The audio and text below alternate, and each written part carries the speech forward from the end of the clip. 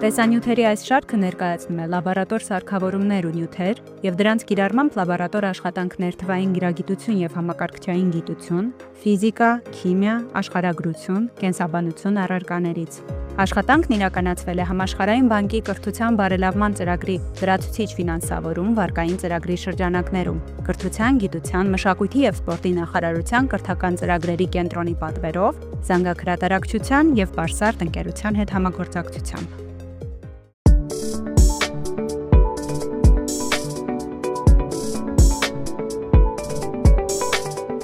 Ողջույն։ Այսօր մենք կուսումնասիրենք բուսական և կենդանական բջիջներ, կծանոթանանք դրանց նմանություններին և տարբերություններին։ Կպատրաստենք կարմիր սոխի էպիդերմիսի բջիջների պատրաստուկ և այդ պատրաստուկի օրինակով կուսումնասիրենք էպիդերմիսի բջիջներում տեղի ունեցող պլազմոլիզի և դեպլազմոլիզի երևույթները։ Բջիջը կենդանի օրգանիզմների կառուցվածքային և ֆունկցիոնալ միավորն է։ Բուսական և կենդանական բջիջները ունեն մի շարք ընդհանրություններ և կարևոր տարբերություններ։ Բուսական բջիջներում սովորաբար կա մեծ կենտրոնական վակուոլ, որը զբաղեցնում է բջջի մեծ մասը։ Այն լցված է հեղուկով և ապահովում է ճնշում բջջապատի վրա, պահպանելով բջջի ձևը։ Կենդանական բջիջներն էլ ունեն վակուոլներ, բայց դրանք փոքր են և ժամանակավոր։ Բուսական բջիջները շրջապատված են պինդ բջջապատով և ճկուն բջջաթաղանթով։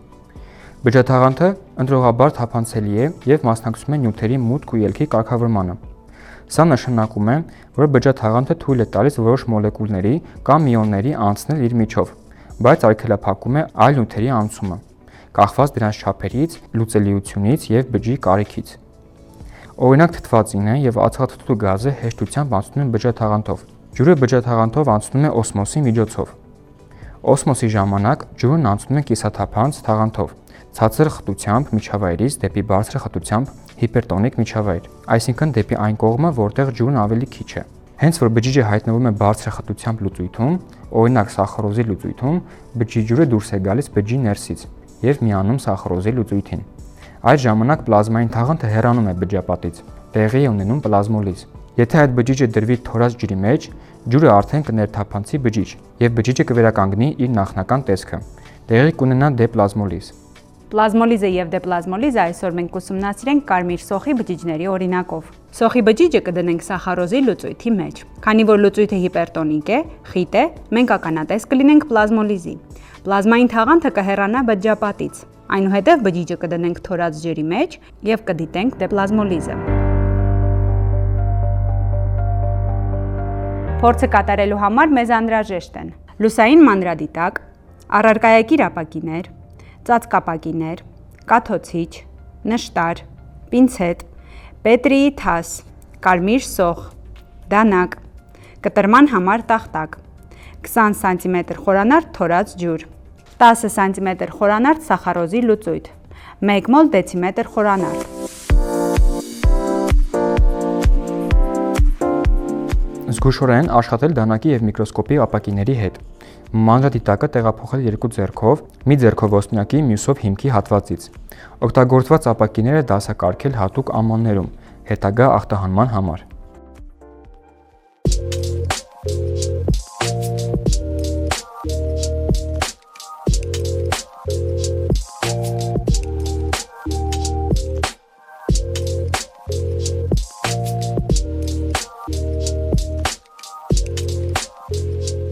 Հանենք կարմիր սոխի պահեստավորող տերևների ուռուցիկ մակերևույթի մանուշակագույն էպիդերմալ հյուսվածքից մի փոքր քառակուսի հատված։ Այն պետք է լինի բավական փոքր, ծածկապակու տակ դնելու համար։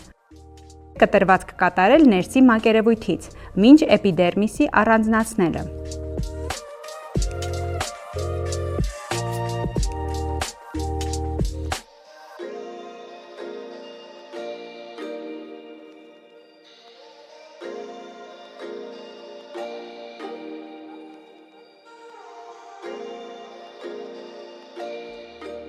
Հյուսվածքի մի կտոր դնենք առարկայակիր ապակու վրա։ Վրան կաթեցնենք մի կաթիլ թորած ջուր։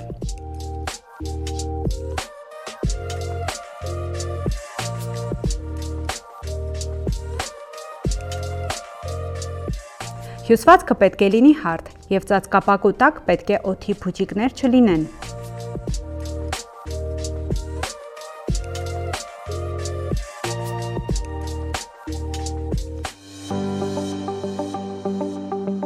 Դիտենք այս բջիջները մանրադիտակի միջին խոշորացմամբ, ապա մեծ խոշորացմամբ։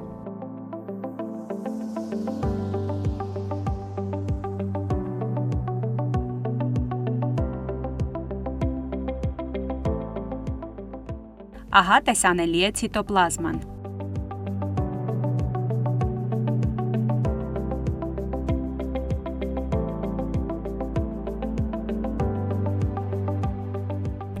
Սոխի էպիդերմիսի մեկ այլ կտոր տեղադրենք մաքուր առարկայագիր ապակու վրա։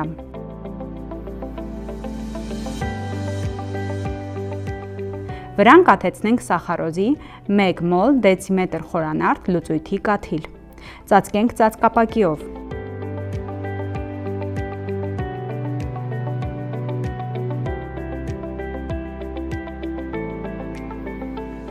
Կրկին դիտենք բջիջները միջին խոշորացմամբ, ապա մեծ խոշորացմամբ։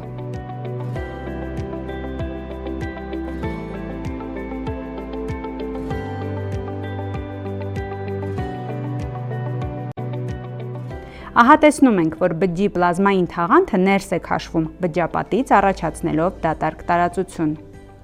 Սա էլ հենց պլազմոլիզն է։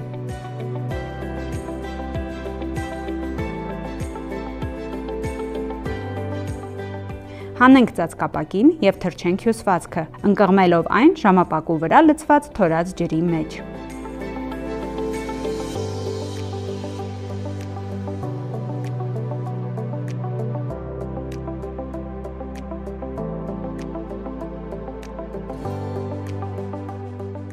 Կրկին տեղադրենք ծածկապակին և պատրաստուկը դիտենք մանրադիտակով։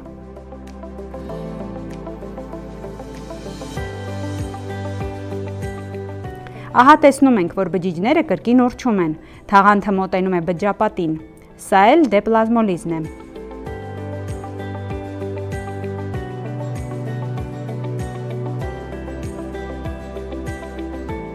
Ավարտելուց հետո օգտագործված բոլոր առարկայակիր ապակիները և ծածկապակիները դնում ենք ախտահանիչով լցված բաժակի մեջ։